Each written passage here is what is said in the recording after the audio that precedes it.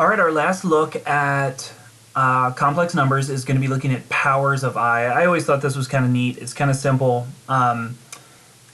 We've seen I squared, but what if you're multiplying expressions or you're exponentiating and you get some bigger powers? And you see at the bottom there, I to the 76. Seems kind of ridiculous, but you'll see how easy it is to simplify. Well, first we want to sort of establish a pattern. And that's that there's I, and I is equal to the square root of -1. Now, we rarely ever write it that way, so we just think of it as, get rid of that, we think of it as I. Well, then we said I squared. By definition, that means like we have decided that this is how it will work, is that if you take that imaginary number and square it, you get -1. What if you do more? How about the next one, I cubed? Well, we can just use our rules of exponents that we know. I cubed is the same as I squared times I. That's just a basic exponent rule, right? If you have x squared times x, that's x cubed. Same thing here. But I squared, we just said, was -1. So this is equal to -1 times I.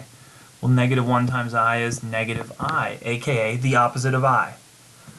Well, if you get that, you really can see what we do then. We basically repeat that that pattern throughout any other exponent we want. So if we have I to the 4th power, I could just break that down and say it's I squared times I squared, and I squared is 1, the other I squared is 1, oops, sorry, -1 and -1, but when you multiply them, you get +1.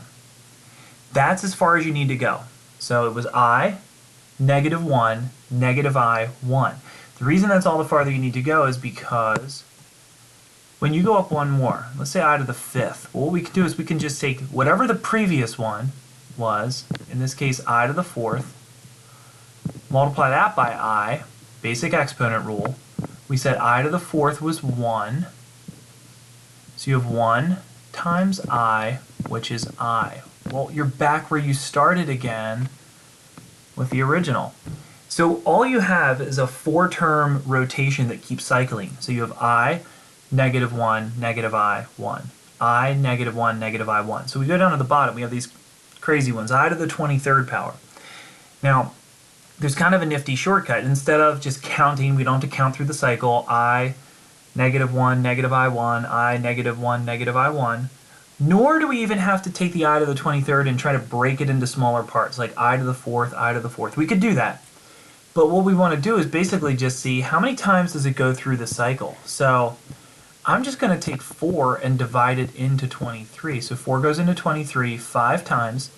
That's irrelevant. That just means we're going to have 5 times it'll cycle through to 1. What we're really focused on is the remainder. So 5 times 4 is 20. The remainder is 3. What's left over is how much farther into the cycle you've gone.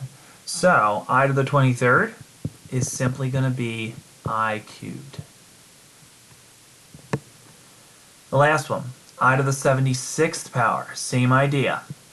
We'll say how many times does 4 go into 76? Well, 4 goes into 7 one time, that's a 4. Subtract, that's 3, bring down the 6, 4 goes into 36 9 times, and how about it? It goes in exactly, no remainder. So no remainder means that you've completed the cycle, you've ended on the last one. So it's I to the 4th, but that just reduces to 1 is what it is. It's the 4th one in the cycle, so it's 1. Oops, and you know what? On that last one, I'm sorry, I cubed, remember we said, was -I is what it was. So we don't want to stop with just the I cubed. That reduces it down, but then we can reduce it that further step also. It's just -I.